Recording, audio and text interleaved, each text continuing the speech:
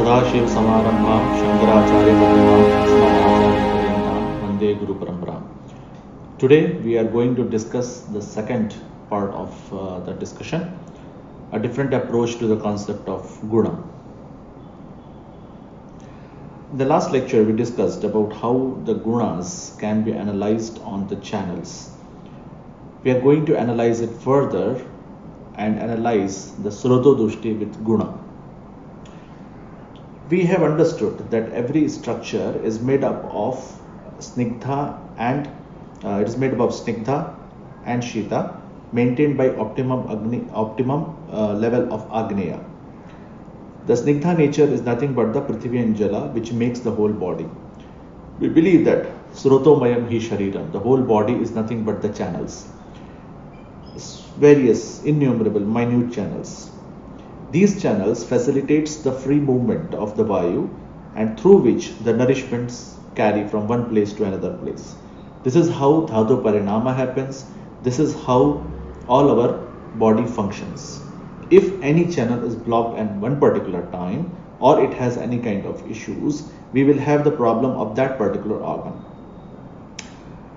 Just imagine a single channel in your body.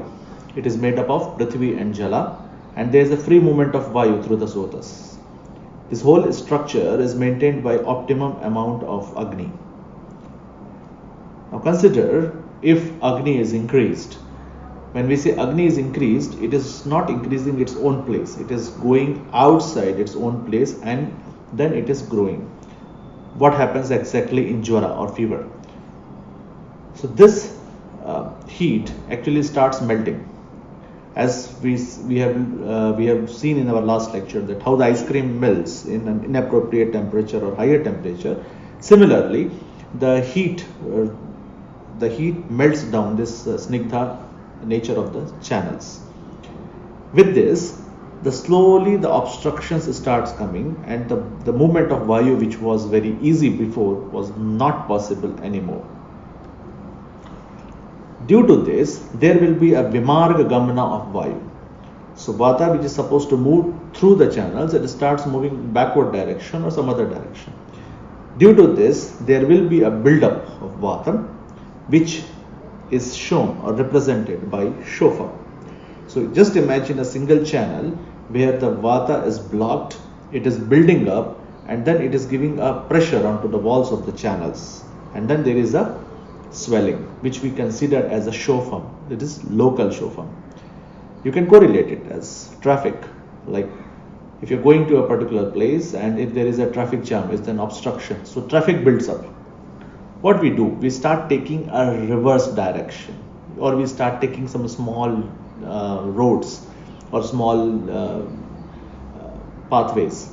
So that means that we are not driving on our natural or normal road. We are driving the off-road. And that is nothing but the vimarga gamana. So the movement of vata, which is supposed to go in a particular direction, it is going in some other direction. It can be anything. When this pressure builds up more than the limit, it will burst up the channels. It damages the channels, and thus it causes the vrana. This is what we are trying to explain. So what is happening is there is a heat which is increasing the body. The snigdha nature is melting, it is obstructing the channels, and when the channels are obstructed, the movement of vayu is also obstructed, the pressure builds up and that damages the channels. So we are seeing a complex of jwara, shofa and vrana. You can understand that all the disease process happens in this three aspects: jwara, shofa and vrana. So we can say, in other words, that the disturbed agni, weak structure due to melted snigdha, and that causes the damage.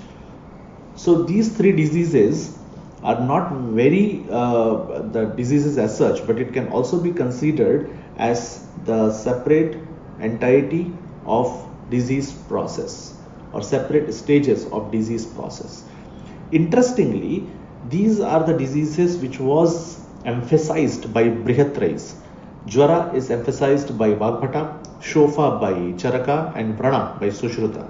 So you can say that all the three are very, very significant in their own manner. So this all disease process, how it is happening? So it all starts from the disequilibrium of doshas. We say drogasto dosha vaishamyam, dosha samyam arogata. So whenever there is a disequilibrium of the doshas, there will be a disease. So what happens is always that the doshas get aggravated in their own place, in their own site, and due to various reasons like asatmendriyartha samyogaha, pragya apradaha, parinama. So due to any of these, the dosha gets aggravated in its own place, and then it can go to the different place. This is very well explained by Sushruta in Kriya Kala, Sanchayam cha, Prakopam cha, Prasaram, Sthana Samshriyam, Vyakti Bhedo and Vyakti and Bheda. So these are the 6 stages how the disease spreads. The most interesting part here is that whenever their Sanchaya happens, it happens its own place. The next level goes to the outside of its place. There is a Prakopa, so it is aggravating. Then it's Prasara, that it starts moving in different places. Then there is the stage which is most important, which is called as Sthana Samshraya. Now what is Sthana Samshraya? Sthana Samshraya means the aggravated dosha is lodging itself in its own, it's in certain place in the body. Where it will lodge in some particular channel. Which channel? Wherever it sees there is a weakness, there is a favorable environment. Just for an example, Vata is aggravated. So Vata, where it will aggravate it in the Pakvashaya. When Vata is spreading all over the body, it can cause various kinds of pain. Some people have pain in the neck, some people have in the back, some people have in the knees or anywhere else. So this pain they will get only wherever the weakness is there. So if a person is utilizing his neck so much, or his neck is stressed, his neck is weak, so he will get the pain in the neck because this Vata, which is Prakopa, Prasara and Sthan Samshraya, where it is going and lodging, it will be the neck. Similarly, a person who has injured his back, or in the back is very weak, this aggravated Vata will go and lodge in the low back and cause the low back pain. So the doshas which is aggravating can go and lodge in the place where it finds it is suitable, and that is why we say that we have the problem of that particular system, we have problem of that particular organ. So the problem will not be from 1 or 2 days, it might be from many weeks, many months, many years, sometimes previous birth. So that particular place of your system is weak because of constant abuse or any other reason. Maybe you can say that ahita ahara and vihara, and because of that weakness, whenever there is a favorable environment, by our wrong activities and doshas are aggravated, or that is what asatmendriyartha samyoga, pragya aparadha or parinama, yes, by season also, and then you will start getting the pain. We have seen that whenever there is a vatakal, like now it is a varsha ritu, so in varsha ritu vata increases, so all the conditions of vata a person is already suffering, he will find more difficult. It is only because that aggravated vata will trouble that particular weak structure more. So why the weakness is coming? It is only because the jvara has made that particular srotas weak, and because of that it is favorable for the aggravated doshas to act. Manifestation and progress of the disease. So we know that the structure is Shita and Snigdha maintained by optimum level of Agneya. With high jvara, it starts damaging the structure which is Shita and Snigdha. Now, when we say jvara, we don't mean as a fever. You may not have a temperature, but you might have a jvara of that localized region. You might have jvara systemically in the body.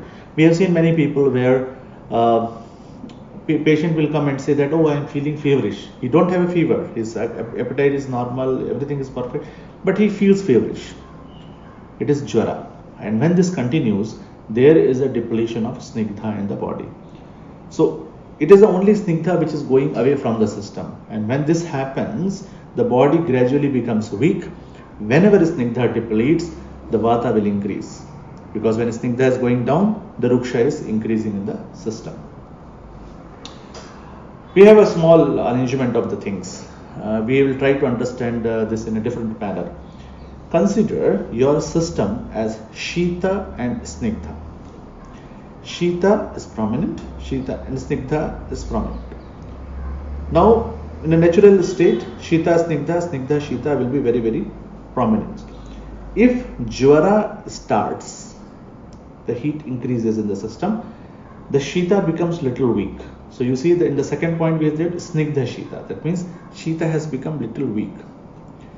Then next, Ushna becomes prominent. So Shita is gone and Ushna, that is heat, is become more prominent. Still, the structure is a Snigdha and there is a small amount of Ushna in the place. When this heat continues, when this Jvara continues, Ushna becomes very prominent. And as Ushna becomes prominent, it will start weakening the Snigdha. So Ushna becomes stronger, Snigdha becomes weak. Slowly this continues and Snigdha will disappear. Okay, Snigdha will disappear and it will be converted to Ruksha. Still Ushna is there. There is no problem. Still Ushna is there.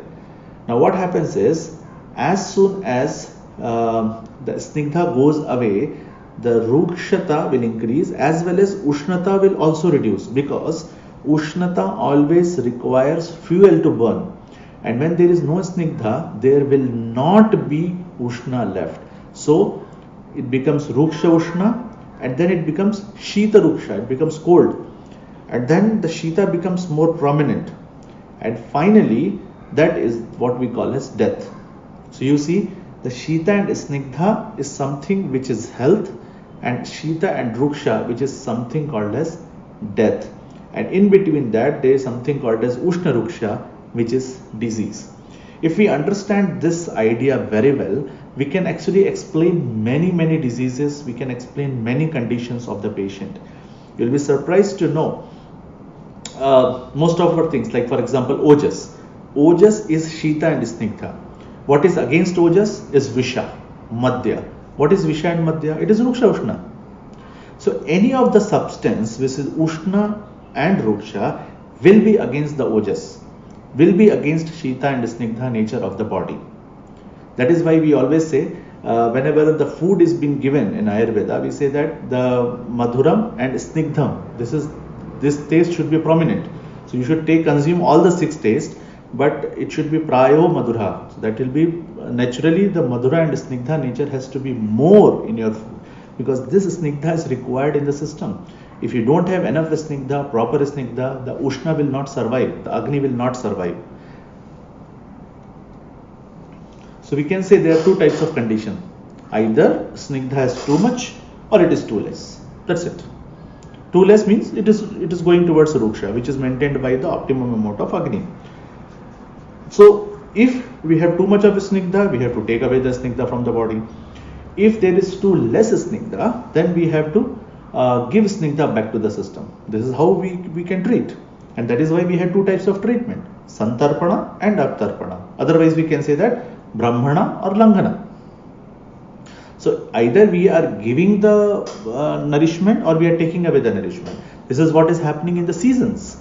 Adana Kala, Visarga Kala. Adana is taking away the energy, Visarga is giving back the energy. So all the Visarga Kala is going to give you Snigdha, whereas Adana is going to take away the Snigdha because of Ushna. Adana Kala means sun is near to you. Visarga Kala means sun is away from you. When sun is near to you, it will burn more Jala, it will reduce the Snigdha. That is why the body is weaker in Adana Kala, and that is why body is stronger in Visarga Kala. We can say that treatment is about clearing channels, establishing Agni, and either by removing or giving Snigdha to the body. So the Vikrit Snigdha can obstruct channels. Thus, even to do Brahmana, first Langhana is done, just to ensure that channels are clear to carry out the nourishment. So whatever medicines we are giving, it has to travel through the channels. If channels are not perfect, if they are not clear, the nourishment will not flow. And that is the reason that always before doing the Brahmana, Langhana is done. So that if there is any blockage, is there any ama, is there any Vikrita Snigdha, it has to be cleared before giving the nourishment. If more Snigdha is depleted, more it will take to nourish back. It's so simple. So Snigdha can be of various degree. See, cooked rice is also snigdha. Milk is also snigdha. Ghee and taila is also snigdha. When we say cooked rice, if you see after the panchakarma, we do the samsarjana karma. Manda, Peya, Vilepi, Yavagu, Odana. Yusha. So Manda, Peya, it is what? It is just snigdha which is introduced to the system. Very mild form of snigdha which is very easily digestible. And next level it becomes more thicker and more thicker. So gradually we introduce to this thing that it is just like if you have a campfire and then fire is dying, you have a spark of the fire and then you put some small very little grass and then you blow some air, then you put some more and then you can build a big fire. Similarly, we have to make the Agni by supplying a small amount of snigdha to the system. If that is done perfectly, you will be very, very, very perfect. I just want to remind you one thing. In Shuddha Rodha, it is told that when you are hungry or you are stopping your Shuddha, your hunger for a long time, then your Agni becomes weak. And there he says, Tatra yojyam lagu snigdham ushnam alpam cha bhojanam. See how beautiful. So it is not telling to give juice as usually people do after the hunger strike. It says Tatra yojyam lagu snigdham ushnam and alpam cha bhojanam. Very small quantity. This is how it should be, the Agni should be brought back. So snigdha, if we have to introduce more snigdha to the system, it is chosen according to the Agni and degree of Ruksha. So in Ayurveda we have 4 types of snigdha, right? Ghritam, Tailam, Vasa and Majja. So it can be given individually or it can be given in the combination. So Ek Sneha, then when we have 2, when we have 1, Yamaka when we have 2, Trivid when we have 3, or Mahasneha when we are mixing all 4. So if we analyze the treatment protocols of all the diseases, they can be incorporated under 6 headings. It is beautifully explained by Charaka. That we'll discuss just next slide.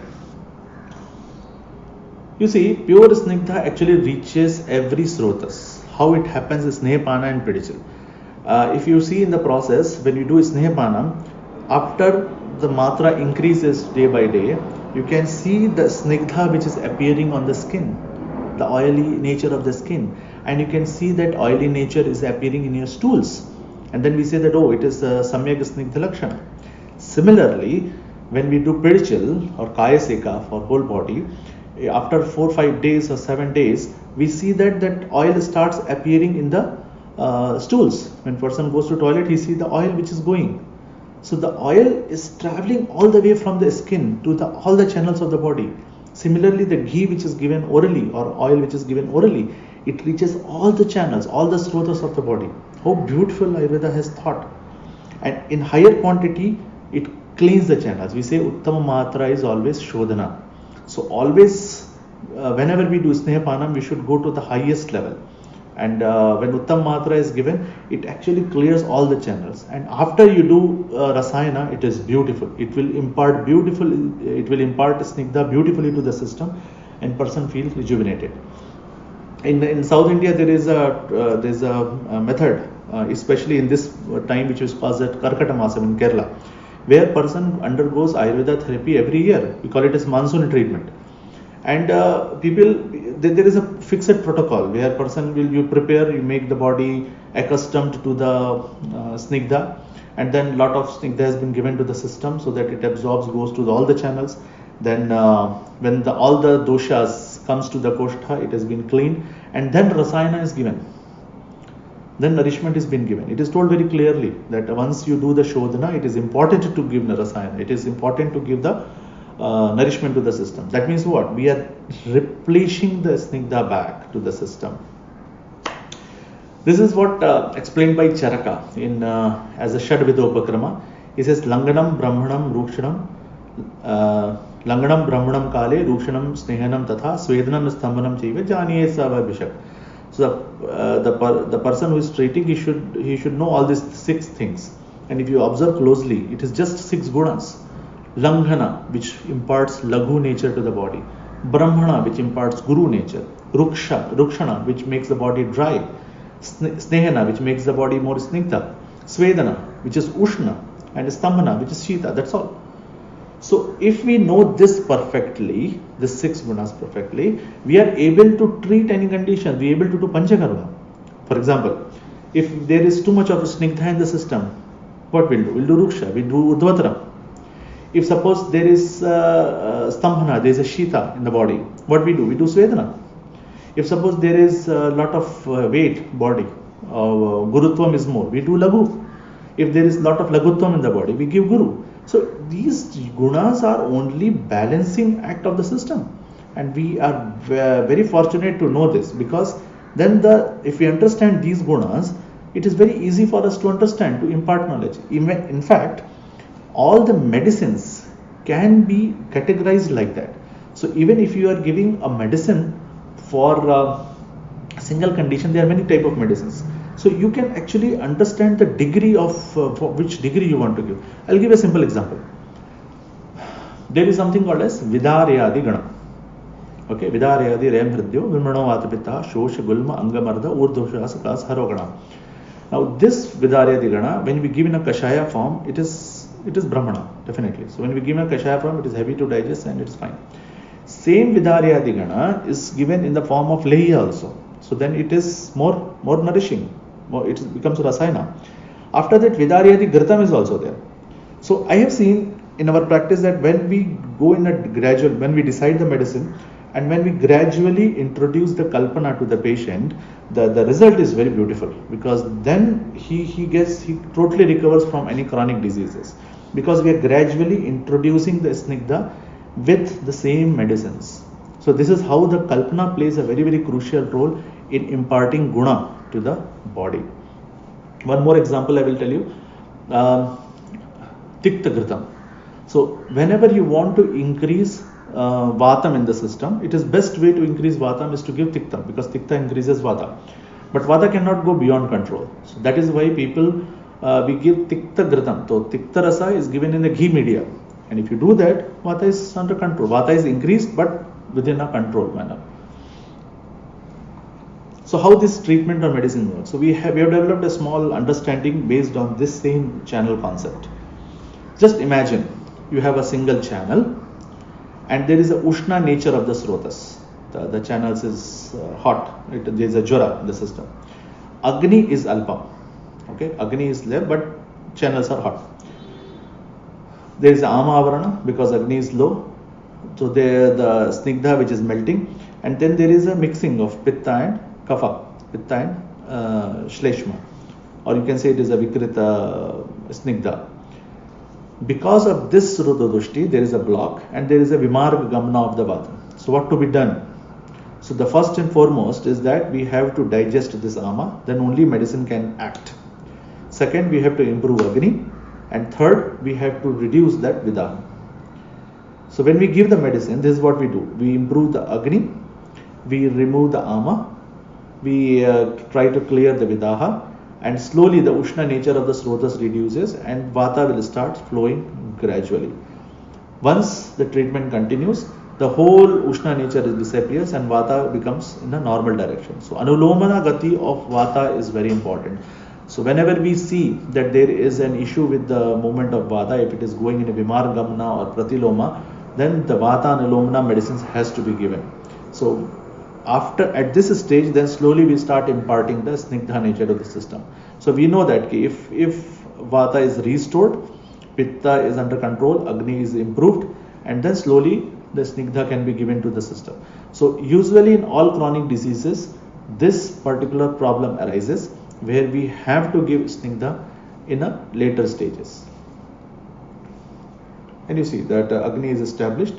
And finally, Rasayana is advised, which helps to bring back the healthy Shita Snigdha nature to the system. So we always need to do Shamana and Shodhana. So dosha sometimes aggravate after doing Shamana Chikitsa. That is why I say if the proper Shodhana is done, the dosha will not aggravate. Even with perfect food, that is Hita food and Hita Ahara and Vihara, the doshas may aggravate. Like you may have seasonal change or something like that. So that is the reason that we have to understand the gunas and we have to understand the nature of our food, nature of our activities and nature of our surrounding. For a simple example, a person who eats perfectly healthy food, everything is good, but he walks too much. What happens? the Ruksha Guna will increase, the Vata will increase in the system, and Ruksha Guna will increase in the system. So though he is taking the Snigdha, will not be comfortable. That is why you see, whenever the Vyayama is advised, it is said that Ardha Shaktya Nishevastu Balibhi Snigdha Bhojivi. The person who is doing the Vyayama or exercise should do 50% of the capacity, because doing the Vyayama or exercise increases Vata. And thus the person who is stronger and regularly taking Snigdha food should do the Vyayama. So you see how beautiful explanation they are giving. Understanding the seasons from Guna perspective. So we understand that there are 6 seasons: Grishma, Varsha, Sharad, Hemanta, Shishira and Vasant. So we will try to understand these gunas in the season. It's a very, very interesting concept. We know this: Chai Prakopa Prashma, Vayor Grishma Dishu Dishu, Varsha Dishu tu Pittasya, Shleshmana Shishira Dishu. So the same thing has been represented in this chart, where Vata is in the Chaya in Grishma Ritu, Prakopa in Varsha, and Prashama in Sharad. So one by one we'll see how it happens. Okay. Before that, I would like to remind that Vata is Shita and Ruksha, Pitta is Ushna and Snigdha, Kapha is Shita and Snigdha. So we have to keep this in mind, and with this purview, we will try to understand the seasons. Number 1, Grishma. So in Grishma Ritu, by nature, there is Ushna and Ruksha nature. It is end of the Adana Kala, and then there is an accumulation of Vata, because Ruksha is there, but Shita is not there. So there is only accumulation. This Ushna and Ruksha nature is against the nature of Kapha, so that there is a pacification of Kapha. Okay, so in Grishma Ritu there is Ushna and Ruksha. Now we go to the next, Varsha Ritu. Now what is happening is Ushna and Ruksha. Now suddenly the Ushna is changed to Shita because of clouds and rains and cold wind. So Shita and Ruksha, which is there in the early phase of the monsoon, and then Vata aggravates. We say Tada Adan Bale Dehe Mandagno Badidevuna Brishti Bhubash Patoya Amla Paka Dushte Shaladivi. So in this season the Agni becomes very weak, everything becomes Amla, and mainly in the starting the Shita and Ruksha nature is very prominent, and that is the reason that Vayu becomes so disturbed in the body. Gradually, when the rain continues, the water increases, the Snigdha nature in the whole environment increases, and in the later phase of the monsoon, it is Shita and Snigdha rather than Shita and Ruksha. This Shita and Snigdha nature at the end of the monsoon, it is actually a preparation for the next Ritu. So Shita and Snigdha, which allows the accumulation of Pitta, because Pitta is Snigdha, but it is Ushna. So here it is only Shita. So there is an accumulation of Pitta and aggravation of Vata. Next to that is Sharad Ritu. In Sharad Ritu, when clouds disappear, environment is clear, there is a strong sunrise. So suddenly it becomes Ushna. Already there is a Snigdha in a liquid form, in a more liquidized form. And this Snigdha along with Ushna aggravates the Pitta. Ushna and Snigdha is opposite to the nature of Vata. Vata is Shita and Ruksha. Here we have Ushna and Snigdha, which is right opposite. That is why there is a pacification of Vata. So this is in the beginning, Ushna and Snigdha. So there is an aggravation of Pitta and the beginning of the Sharad. As the Sharad Ritu ends, gradually the Ushna becomes weak. The sun becomes away from us. So Ushna becomes weak and Snigdha becomes more solidified because of presence of cold. Then comes the Hemanta. In the beginning, the Shita is still weak because gradually we are entering to the cold, and Snigdha solidifies. So there is a Shita and a Snigdha. This is the end of Visarga Kala, and there is a pacification of Pitta, because in Pitta there is a presence of Jala. So Jala is not there because it is more solidified. Then the late winter. This is very interesting. So as the nature is changing, the Snigdha is solid. And the solid is something which is not just like in ice. You see, if you have water in your hand, the water can wet your hand. But if you have ice in your hand, it doesn't wet. It is something like ice. The Snigdha is very strong, and that makes the things Ruksha. So Shita and Snigdha in a solid form, which represents in the Shishira Ritu, and here mostly the nature becomes more ruksha because of extreme snigdha. Okay, always remember there's an understanding that whenever one guna becomes extreme, it starts showing the property of other. We know that extreme cold is hot, extreme hot is cold, something like that. And then here, because of Shita and Snigdha, there is an accumulation of kapha. Then comes the most promising season, which is called as Vasanta Ritu. Now, Vasanta Ritu, what happens? The sun starts becoming stronger, and because of this, the body starts melting the snigdha. Whatever the snigdha which is accumulated in the winter, that is in Hemanta and Shishira, it starts melting.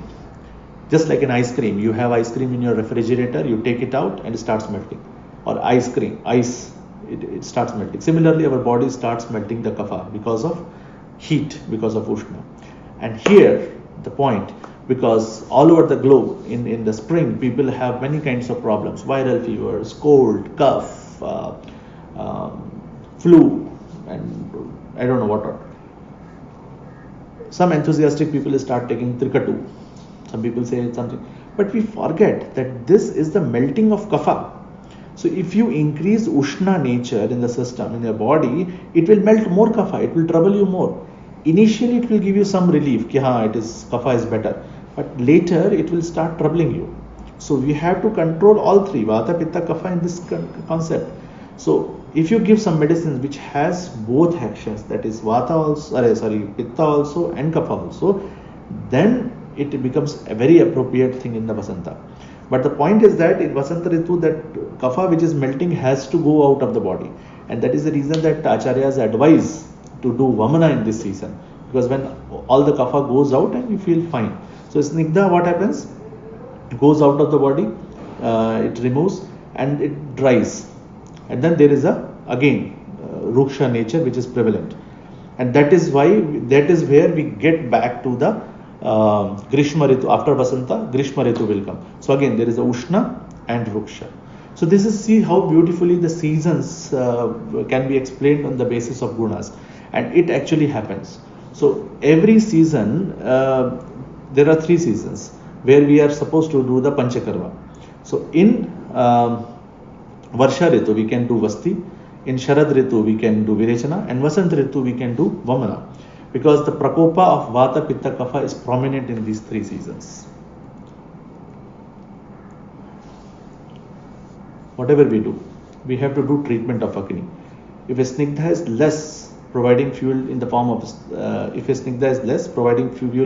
snigdha, degree varies. So there we have to give tatra yogyam lagu snigdham ushnam alpam javojanam. So always remember that no Agni can survive without the fuel. Our body is also like that. And that is why we have to give proper snigdha, should be available to our Agni to sustain. If snigdha is more, ruksha and ushna can be given, like maricha or shunthi. So it depends that what is bothering the Agni. If snigdha is too much, then you have to take out the snigdha by giving ruksha and ushna. If snigdha is less, then we have to give snigdha to give fuel to the Agni. So as we know that there are 3 stages of treating ama: langhana pachana and dosha avsechana. So if Agni is troubled a little, you can just do langhana, don't eat anything, just do a fasting, and Agni itself will start using this vikrita snigdha and things will become clear. If it is not happening, then we have to give some support of medicine, that is langhana pachana. You can give shunthi. So when you give shunthi, it helps to improve the Agni and digest the ama, that is reduce the vikrita snigdha. And if it is too much, then it will not help. Then we have to forcefully take out the excessive snigdha. So if pitta is more jala in Agni, ruksha shita is given to reduce jala and to improve Agni. And again, if snigdha is less, tikta is to be given in a ghee media. Okay. So ghee is the best, as it is Shita, Snigdha, Agneya at the same time, and it is also Deepana. It is a very similar nature to the Ojas. It is said that cow's ghee, that is, cow's ghee, Goghrita, is the best which can be used to improve nourishment to the Ojas. So we can say that everything is actually Snigdha. Presence of optimum Agni maintains it. If it is more, it turns Snigdha to Ruksha by reducing the Jala. Similarly, more Snigdha and weak Agni will create Vikrit Snigdha, like Ama. So the perfect health is when a person is having Prakrita Snigdha maintained by optimum Agni and appropriate movement of Vayu in normal direction. So this beautiful understanding of gunas, if we are very convinced, we can apply in every aspect of our life. And believe me, there is only one factor, which is Snigdha, which works. There is nothing else. If Snigdha is proper, maintained by proper Agni, all other factors you can explain. But either Snigdha is less or Snigdha is more. That is why you either you give Snigdha or you take away Snigdha. And that is why we have Dividho Karmaniyam. Either we are doing Brahmana or we are doing Lagna. We are doing Apatarpana or we are doing Santarpana. That's it. So all our treatment protocols, medicines, therapies, they are actually doing this only. Either they are Santarpana or they are Apatarpana. So in this purview of Snigdha, we can, if we understand the world, it will give a very, very good insight, and we can make wonders in our practice. So thank you so much.